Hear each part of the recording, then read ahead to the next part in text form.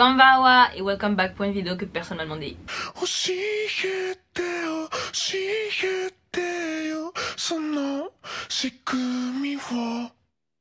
Donc on se retrouve dans une vidéo où aujourd'hui je vais vous présenter 5 animes / mangas d'horreur à lire. Avant de commencer la vidéo, petit disclaimer parce que franchement les mangas dont je vais parler aujourd'hui sont extrêmement gore. Genre c'est pas en mode amusement, tu sais à la Unodo, même si Unodo comme c'est assez trash, c'est vraiment pas amusement. Même moi, après on va dire moi je suis née hier, mais même moi genre pas que je suis encore choquée, mais je suis encore choquée de ce que j'ai vu, t'as vu. Et en fait moi je me dis, tu sais, dans le bonheur comme dans la souffrance on partage tout ou bien. Du coup j'avais envie de partager certains mangas d'horreur que j'ai lu. Donc pour ceux qui sont pas intéressés par les mangas ni par le type horreur qui est quand même vachement trash et différent des autres mangas, je dirais, passez la vidéo et regardez une autre de mes vidéos bien, parce que franchement celle-là c'est pas pour tout le monde. Maintenant ceux qui ont décidé de rester sur la vidéo pour en savoir plus, c'est pas mon dos. Ce qui va se passer après, les conséquences, c'est pas mon dos. Je ne prends aucune responsabilité, merci, au revoir. Et aussi avant de commencer la vidéo, merci de me suivre sur Snapchat et Instagram parce que parfois je fais des trucs intéressants, la vérité. Plus de liker la vidéo et de vous abonner en fait. Genre là je fais une petite pause mais maintenant je suis back et je vais faire plein de vidéos, donc merci pour l'abonnement. De base les mangas d'horreur c'est pas un truc que je lisais. Quand je suis arrivée au Japon j'ai commencé à lire Berserk et franchement l'univers est quand même vachement gore. Du coup quand j'ai fini de lire ça, je me suis rendu compte que j'étais vide en fait, parce que tu sais je le lisais quand j'étais dans le train, quand j'attendais mon repas, en tout cas à tout moment quand j'étais dehors, j'avais un petit moment de pause, je lisais Berserk. Du coup ça m'a fait trop envie, je me suis demandé qu'est-ce que je faisais avant de lire Berserk en fait. Du coup je me suis dit bah de base t'aimes pas lire les scans mais t'as décidé de déroger à cette règle là, du coup pourquoi pas continuer. Donc bien je me lance dans un nouveau genre de manga que je lis pas forcément. Du coup je me suis dit le gore, let's go. Parce que moi je suis une paria longtemps dans ma tête de toute façon. Et quand j'étais en train d'énumérer les mangas / animes d'horreur dont j'ai envie de parler dans cette vidéo, je me suis rendu compte qu'en fait ça date pas d'hier les mangas d'horreur pour moi. En fait je me suis rendu compte que j'en ai même 2 dans ma bibliothèque. Ils sont pas aussi trash que les autres mais quand même j'étais en mode donc le gore et moi apparemment c'est une histoire d'amour depuis longtemps. J'ai commencé par les mangas les plus off pour moi et puis j'ai terminé par ceux qui m'ont vraiment choqué en mode où même là actuellement ça m'attrape la gorge, je peux pas trop regarder, t'as vu. Premier manga dont on va parler c'est Judge du mangaka Tonogai Yoshiki. Judge c'est quoi? C'est un manga pas très long qui fait, si je me trompe pas, 13 tomes dans lesquels on raconte l'histoire de plusieurs personnes qui se retrouvent enfermées dans un endroit qu'ils ne connaissent pas avec des masques d'animaux sur la tête. On se rend compte qu'en fait ils sont dans cet endroit là parce qu'ils seront à la fois juges et à la fois bourreaux. Entre eux, après un certain nombre d'heures, ils vont devoir décider qui ils vont sacrifier, tuer. En fait, au fur et à mesure que ça avance, on se rend compte que c'est pas juste une machination morbide. Si. Ils sont inconsciemment coupables de la mort de quelqu'un. Du coup en fait genre ils représentent les péchés capitaux comme la gourmandise, la luxure, l'avarice, la paresse, etc. Du coup c'est super intéressant de voir les stratégies qu'ils vont mettre en œuvre en mode survival pour essayer de s'en sortir. Il y en a qui vont être super égoïstes et essayer de faire des machinations pour pouvoir s'en sortir eux. Il y en a d'autres qui vont essayer de contrer le jeu pour faire en sorte que tout le monde s'en sort. Et c'est super intéressant de voir à quel point l'espèce humaine est décevante de mon point de vue. C'est pas super gore mais quand même c'est vachement gore parce qu'en fait on te met dans une situation hyper difficile en fait. Genre à quelle heure en fait tu vas devoir élire quelqu'un qu'on va tuer, genre c'est une vie humaine qui a s'arrêter à cause de toi. Ce manga là est gore mais un peu psychologique, du coup c'est tranquille même si c'est quand même gore. Et du coup en énumérant les mangas d'horreur que j'ai lus, je me suis rendu compte qu'en fait bah je l'avais acheté quand j'étais plus jeune vu qu'il était pas très long et c'était pas très cher. En plus de ça j'aime trop les seinen, du coup pourquoi pas, et finalement en fait je tombe sur du gore. Deuxième manga dont on va parler c'est Pygmalion de Watanabe Shihiro. Ça aussi je l'ai payé parce qu'au début en fait je me suis dit que ça allait pas être si gore que ça, et en plus de ça le petit garçon avait l'air mignon sur la photo, genre ok sa tête un peu écrasée, ok il y a un petit peu de sang et tout, mais je me suis dit vas-y le petit il est cute donc peut-être ça va passer, t'as vu, mais non. Quand je cherchais certaines informations sur le manga, je me suis rendu compte qu'on le met dans la catégorie shonen. Vous vous foutez de qui? C'est pas du tout un shonen ça. Moi je considère que tous les mangas d'horreur devraient être des seinen parce que c'est pas fait pour tout le monde, c'est plus une catégorie pour les adultes. Pour moi le gore, ouais je vous ai des fous. Du coup bref, en fait Pygmalion ça raconte l'histoire de 2 frères qui vont à la fête des mascottes à Osaka. En fait genre au Japon il y a énormément de mascottes, il y a plein d'entreprises qui ont des mascottes, il y a plein de villes, plein de... tout le monde a des mascottes. Du coup en fait c'est une fête qui est organisée où les enfants vont pouvoir aller prendre des photos avec les mascottes, s'amuser avec les mascottes, il y aura des petits spectacles et c'est juste trop mignon. Tu sais on te dit cosy.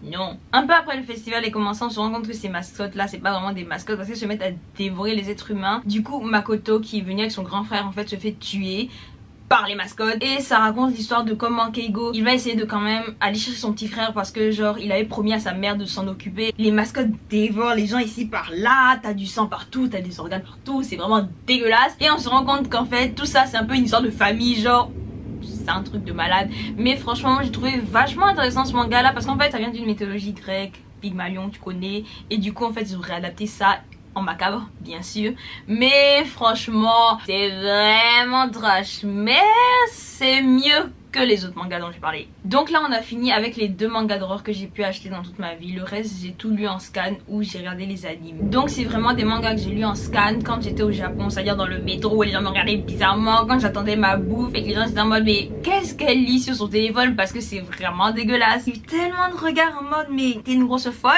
mais arrêtez de regarder mon téléphone pour commencer. Mais bref, c'est pas grave, ils ont cherché, ils ont trouvé. Là, je suis en train de regarder dans le reste, là, qu'est-ce qui est le moins trash, parce que le reste, ça me dégoûte. Troisième manga dont j'ai parlé, c'est Mushihime de Satomi Yu. Mushihime alias Nuisible en français, ça raconte l'histoire d'un lycéen qui fait des rêves en fait super bizarres avec la mort autour, et il y a toujours une jeune fille super belle qui revient. Un jour, une nouvelle élève arrive dans la classe du personnage principal et il se rend compte qu'elle ressemble comme 2 gouttes d'eau à la fille qu'il a dans ses rêves à chaque fois. En même temps de l'arrivée de cette nouvelle élève, on se rend compte que les insectes ont un comportement extrêmement bizarre. Ils sont plutôt agressifs avec les êtres humains. On retrouve plusieurs cadavres de gens agressés par des insectes. En fait on se rend compte que ce n'est pas un insecte normal. La nouvelle élève en question, en fait son père c'est un scientifique qui a décidé pour sauver sa fille de transférer ses expériences scientifiques sur un être humain, et sa fille en question s'est transformée en insecte avec des filaments super dégueulasses qui sortent de son corps. Du coup maintenant elle a un peu un comportement d'insecte et elle fait que tuer les gens autour d'elle pour satisfaire ses besoins personnels. Et sans trop spoiler la fin, on se rend compte qu'il y a un lien familial entre ces 2 personnages principaux. J'ai essayé de montrer quelques images tout ça du manga, mais j'ai pas trop envie parce que c'est vraiment très dégueulasse. Tu es plongé dans une atmosphère en fait super intense et à la fois mystique et à la fois dégoûtante. Genre Kikuko en question en fait elle tue des êtres humains, mais elle pleure à chaque fois qu'elle le fait parce qu'elle est triste de ce qu'elle fait, elle a pas envie de le faire. C'est juste que c'est vraiment un besoin vital pour elle, dans le sens c'est soit lui soit moi, t'as vu. Sur ce point là je trouve que c'est quand même vachement bien fait en termes de seinen, une histoire quand même plutôt intéressante, même si la fin est dégueulasse et super bizarre. Mais à part ça, le manga est rempli de taches de sang, de cadavres, de morts. En fait t'es vraiment dans une atmosphère de mort. Il m'a énormément dérangé quand je le lisais, genre j'étais toujours obligée de faire des pauses et de plutôt regarder autour pour me rappeler qu'en fait je suis pas dans cette situation là, parce qu'au bout d'un moment c'était vraiment trop intense pour moi. Et je sais pas pour vous, mais moi je trouve que personnellement lire c'est plus intense que regarder, parce qu'en fait quand tu regardes au bout d'un moment tu peux fermer les yeux puis c'est fini, t'as vu, la scène elle va avancer, c'est pas toi qui va faire les choses. Alors que quand tu lis avec les scans ou même avec un manga, tu sais, quand tu tiens le papier et tout, tant que tu n'as pas tourné la page, rien ne va changer. Tu fermes ton téléphone, tu fais ce que tu veux frère, mais dans tous les cas ça va pas changer et les détails sont plus intenses je trouve. Le pire c'est que c'est un manga, du coup en vrai c'est que c'est juste du noir et du blanc, mais les nuances qu'ils peuvent faire avec les mangakas c'est des boss, franchement c'est incroyable le travail qu'ils font. Et c'est incroyable de te plonger en un seul coup dans une atmosphère aussi dérangeant, aussi perturbant comme ça en fait, parce que si je ne regardais pas autour pour me rappeler que Noan, Sarah ça va, t'es pas dans cette situation là, ça allait être bizarre. Genre franchement je vais pas mentir, j'ai fait des rêves archi bizarres après avoir regardé ce manga là, parce qu'il y a beaucoup trop de scènes dérangeantes. C'est vraiment en mode t'as des fourmis dans tout le corps, genre franchement je pourrais pas le relire, je sais très bien. Du coup c'était vraiment intéressant. Quatrième manga, on passe à Shoujo no Tsubaki de Maruo Soihiro. Après en français ça donne La jeune fille aux camélias. Ça j'en ai beaucoup entendu parler sur YouTube parce que soi-disant c'était un manga interdit dans plusieurs pays, dégueulasse, vraiment dérangeant, etc., etc. En tout cas les gens disaient que c'était un anime qu'il fallait vraiment pas voir et tout. Du coup forcément ça m'a intéressé, je me suis dit allez hop, je suis allée le voir et ça m'a pas tant dérangé que ça. Je sais pas, peut-être je suis habituée au gore maintenant, c'est pour ça, mais non. En plus c'est animé donc je me suis dit c'est bénéf pour moi, c'est sûr que je vais pas avoir trop peur parce que de toute façon je peux fermer les yeux puis c'est fini. Mais en tout cas comparé aux revues que j'ai entendues ça m'a pas tant choqué que ça, genre ça allait de fou. Alors Shoujo no Tsubaki ça parle d'une petite fille qui s'appelle Midori, elle est super jeune en plus. Au début de l'anime elle vit seule avec sa mère qui est malade et pour essayer de gagner de l'argent elle vend des fleurs dans des quartiers malfamés de sa ville. D'habitude elle n'arrive pas forcément à vendre ses fleurs, mais un jour elle tombe sur un monsieur super gentil qui lui achète toutes ses fleurs, qui lui dit qu'elle est une très belle jeune fille et qu'elle devrait pas avoir à vendre ça, surtout dans un aussi mauvais quartier, et qui va l'aider, et que si franchement elle a besoin de quoi que ce soit qu'elle devrait pas hésiter à aller le voir. Peu après cette belle rencontre, ce qui se passe c'est que sa mère meurt. Sa mère, pas qu'elle était déjà morte, mais c'est un vieux cadavre sa mère. Vraiment pas quelque chose que je conseille à tout le monde de voir, c'est pas très joli. Du coup Midori qui se retrouve toute seule décide d'aller revoir ce monsieur et en fait elle se rend compte que ce monsieur il est gérant d'un cirque et comme elle a personne où aller, elle décide de rester dans ce cirque et dans ce cirque elle vit énormément d'abus, les gens la traitent comme de la merde là-bas. Elle, son boulot c'est un peu d'être juste la servante de tout le monde, elle lave le linge, elle nettoie et autres. Ce cirque là c'est pas un cirque en mode il y a des animaux et tout ça, c'est un mode American Horror Story le cirque, c'est à dire que c'est plus des humains qu'on traite comme des bêtes de foire. Du coup on nous plonge dans une atmosphère super dégueulasse avec des chansons hyper bizarres, hyper macabres et on nous raconte la vie qu'elle va vivre dans ce cirque avec ces personnes qui vont vraiment la traiter comme une moins que rien. Mais pour moi qui suis peut-être habituée à lire des mangas d'horreur maintenant, ça m'a pas tant choqué que ça. Ok, il y a des scènes tourner les yeux vite fait, mais il y en a pas autant que par exemple quand je lis les scans moins. J'étais pas en mode oh mon dieu genre c'est dégueulasse t'as vu, enfin si, mais quand je compare aux autres ça va, genre ça se regarde, ça se regarde vraiment avec la musique, avec les scènes vraiment osé. On te transporte aussi dans une ambiance extrêmement malaisante et extrêmement tordue. Ouais, ça aussi, manga très dérangeant, mais moins dérangeant que le premier de ce top. Enfin, c'est pas un top, mais vas-y, t'as capté. Cinquième et dernier manga dont je vais parler, c'est Gyo de Ito Junji. Je sais pas si on a la même définition du gore, mais quand je regardais certaines informations sur ce manga là, je vois que quoi, c'est pour les plus de 14 ans. J'ai 32 ans et ce manga me traumatise toujours autant. Vous vous foutez de ma gueule, à 14 ans tu regardes pas ça, non. Plus de 14 ans, mais moi je suis désolée, même à 18 ans je suis en mode ouais bizarre, regarde pas, c'est trop gore, c'est le manga le plus dégueulasse que j'ai jamais vu. Et j'ai commencé par ça. De toute façon moi j'ai toujours dit, il faut toujours commencer par le pire, comme ça après ça va, le reste ça va, tu sais ça gère. Je te dis toujours en fait, vous allez être moins pire que ce que tu as fait avant. Donc, mais quand même, je suis désolée, plus de 14 ans c'est pas possible, genre c'est beaucoup trop gore, c'est beaucoup trop satanique, genre oh mon dieu c'est le manga le plus dégueulasse au monde. Ça fait super longtemps que j'ai lu, c'est le premier que j'ai lu donc ça remonte à des mois, ça me dégoûte toujours autant. Si on me demande de relire Gyo ou de relire plus de voir tout ce dont j'ai parlé depuis le début, je relis ça 3 fois pendant que je mange même, mais Gyo je peux pas, genre En fait Gyo ça commence avec un couple qui est allé à la mer et la fille en fait qui est plus sensible aux odeurs commence à sentir des odeurs super bizarres de poissons pourris, elle dit. Bien sûr son gars ne l'écoute pas, que oui que ferme ta gueule, que oui que tu connais rien, voilà ça. En fait ce qui se passe là c'est qu'ils assistent à une invasion de poissons qui ont des pattes.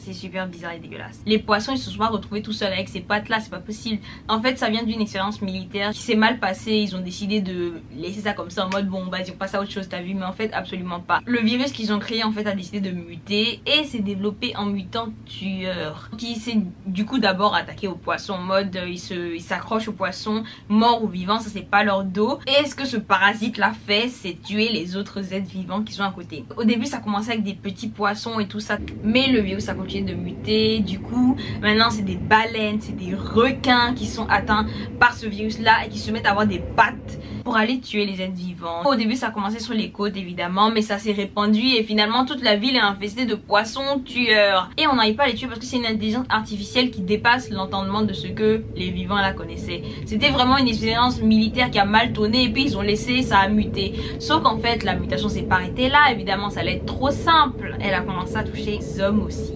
Déjà avec les animaux, c'était extrêmement dérangeant, extrêmement dégueulasse. Maintenant on passe à des êtres humains. C'est-à-dire que c'est le manga le plus dégueulasse que j'ai jamais lu. Et encore, j'arrive pas à trouver les mots. Littéralement, chaque page que je lisais, j'étais obligée de regarder autour de moi pour me dire non, Anne-Sara pense à autre chose en fait. Genre, c'est moi qui ai cherché, mais j'ai pas forcément beaucoup assumé vers la fin. Du noir et blanc, ça peut être vraiment dérangeant et vraiment horrible à regarder. Surtout qu'en plus, ce parasite en question, il s'accroche pas juste à des animaux morts et puis c'est dégueulasse, t'as vu? Non, en plus de ça, il rejette un gaz de putréfaction qui touche les êtres humains et qui les rend encore plus dégueulasses qu'ils ne le sont. Genre, c'est un bordel pas possible ce manga, genre franchement, genre... En fait on découvre ce monde totalement chaotique à travers l'histoire de ce couple, parce que finalement ce couple là ils ont débuté, mais la meuf elle s'est fait avoir, mais son gars essaie de toujours l'aider pour qu'elle redevienne comme elle est avant. Du coup il l'emmène chez son oncle qui est aussi un scientifique, mais son oncle scientifique évidemment lui il s'en fout, il décide de continuer les expériences, du coup ça devient un bordel encore plus dégueulasse. Limite même il a un peu aidé le parasite à évoluer. On se retrouve vraiment dans une atmosphère chaotique où l'être humain ne peut plus rien faire en fait. Limite c'est soit t'abandonnes la terre, soit tu décides de mourir vite, enfin c'est tellement dégueulasse. Ce manga là c'est pas pour les âmes sensibles et je suis une âme sensible, c'est pour ça que je n'arrive plus à bien dormir. Lire ça en plus, premier truc que je lis. Oh. Je lisais tout le temps avec les sourcils foncés. Les gens aussi qui étaient à côté de moi, ils avaient les sourcils foncés. Tout le monde se demandait qu'est-ce qu'on faisait ici à regarder ça. Comment tu peux avoir des idées comme ça? Moi je sais pas. Les courageux qui vont vraiment aller lire ces mangas dont j'ai parlé, plus regarder l'anime là, je veux savoir ce que vous en avez pensé. Quel était le plus dégueulasse creepy pour vous? Parce que franchement, moi très clairement c'est Gyo. Et aussi pour ceux qui vont regarder La Petite Fille aux Camélias, je veux savoir si pour vous il est si terrifiant que ça. Parce que pour moi non, c'est pas le cas. Du coup j'aimerais bien savoir pour les courageux, qu'est-ce que vous en avez pensé et votre top de manga d'horreur. Merci aux plus courageux d'avoir regardé la vidéo jusqu'au bout et n'hésitez pas à me dire si vous voulez que je présente d'autres mangas ou animes que j'ai lus ou que j'ai regardé et que j'ai trouvé intéressant. De toute façon en vrai, on me demande ouais, on me demande pas ouais. Je vais faire. So that's all for me now. Merci de vous abonner encore une fois, merci de liker la vidéo et peace out.